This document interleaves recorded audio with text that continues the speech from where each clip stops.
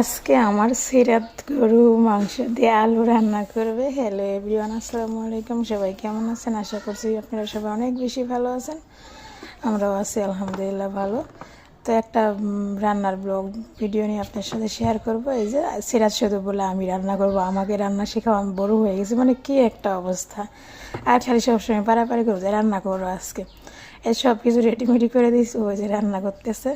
আসলে মানে সিরাত যখন মানে ওর 20 মাস বয়স তখন থেকেই ও মানে বিছানায় হিসু করা বাদ দিয়ে দিছে, হাতে খাওয়া শিখছে। এখন ও নিজের জামা কাপড় নিজে একাই পরতে পারে, নিজে একাই খেতে পারে, মাঝের মধ্যে ভাত বেড়ে নিয়েও খা। তো খালি যেগুলা কাজ করতেছে মানে ওর বয়সের তুলনায় ও যে এমন এমন কিছু কাজ করে আর কথা বলে মানে ভাবতেই অবাক।